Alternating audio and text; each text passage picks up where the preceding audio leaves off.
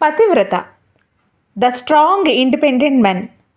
పైన ఉన్న శీర్షికకి కింద రాసిన ట్యాగ్లైన్కి సంబంధం లేనట్టుందే అనే డౌట్ అనుమానం మీకు ఈ పాటకు వచ్చుంటుంది. అసలు పతివ్రత అనే పవిత్రమైన తెలుగు పదానికి ఎన్నెన్ని నానా రకాలైన పనికిమాలిన అర్థాలు అంటగట్టారో నేను నా నోటితో చెప్పి నొక్కి వక్కానించలేనులేండి.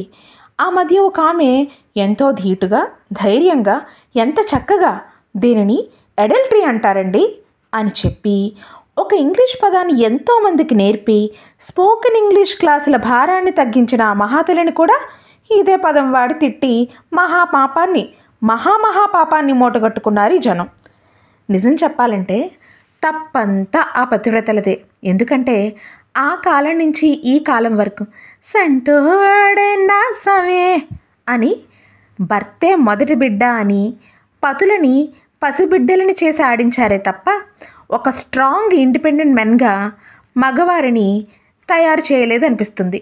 అంతెందుకు, మొన్నటికి మొన్న ఒకానొక ఊరిలో ఒక ఆయన వాళ్ళావిడ పక్కింటి తమ్ముడనే వాడితో కలిసి ఉంటే చూసి తట్టుకోలేక కత్తి పట్టుకు తిరిగి వాళ్ళని చంపి ఈ కత్తివీరుడు కూడా చేస్తానని ఒకటే వీరంగం.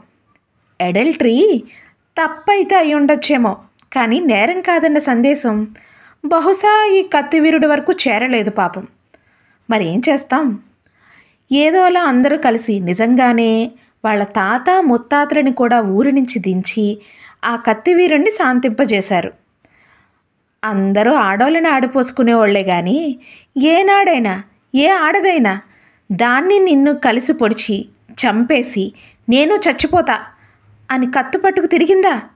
ఒకవేళ పౌరుషానికి పోయి ఏ కత్తి కాంతామనో ఉద్యమించినా అమ్మ, పక్కింటమ్మ, ఎదురింటయ్యా కలిసి మగాడన్న తర్వాత తప్పు చేస్తాడు, ఆడదే సర్దుకుపోవాలి అని మగాడు మాత్రమే తప్పు చేయడానికి అర్హుడు అన్నట్టుగా హితవు పలుకుతారు.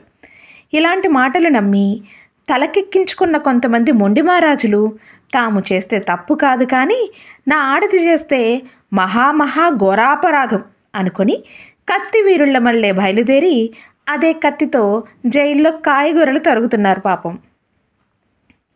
విడ్డూరం కాకపోతే కానీ తప్పు చేయడానికి ఆడ మగ అన్న మినహాయింపులుంటాయా? మనిషి అయితే సరిపోతుంది కదా. నేరం ఎవరు చేసినా నేరమే అవుతుంది, కానీ మెళ్ళో హారం అవుతుందా? అయితే గీతే ఉరితాడవుతుంది. నిన్న మొన్నటి వరకు ఆడ మగ కలిసి మాట్లాడుకుంటే హవ్వా అన్న ఈ సమాజమే సహజీవనాన్ని సహజంగా తీసుకుంటుంది. మార్పు మంచిదే, కానీ ఎవరికి మంచిదనేదే ఇక్కడ అసలు ప్రశ్న.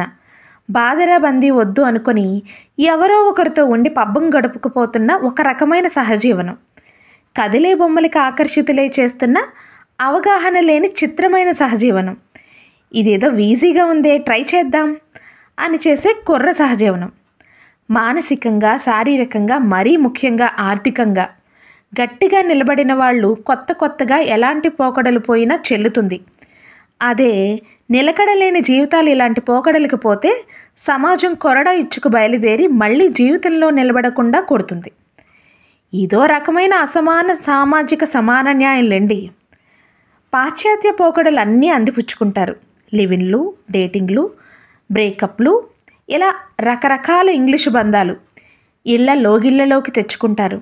కానీ ఆడది మట్టుకు ఈ మార్పులన్నిటికీ చలించకుండా పద్ధతికి పరికిణీ వేసినట్టుగా ఉండాలని కోరుకుంటారు. పరువు హత్యలకి ఎగబడతారు. అదే పాశ్చాత్య సంస్కృతిలోని వ్యక్తిగత స్వేచ్ఛకి అర్థం కూడా తెలుసుకునే ఆలోచన చెయ్యరు. ఆడదానికి మంచి చెడు ఏ లక్షణాలు అంటకట్టొద్దు. ముందు ఆమెను వ్యక్తిగా చూస్తే చాలు. ఆమె నాది, ఆమె లేకపోతే నేను లేను అనేలాంటి ఎమోషనల్ డ్రామాల నుంచి మగవాడు బయటకు వచ్చి ఒక స్ట్రాంగ్ ఇండిపెండెంట్ మెన్గా తయారవ్వాల్సిన అవసరం ఇప్పుడు ఎంతైనా ఉంది. మరిన్ని కబుర్లతో మళ్ళీ కలుద్దాం. మీ భాగి. కాస్త సబ్స్క్రైబ్ చేసుకోండి. Thank you.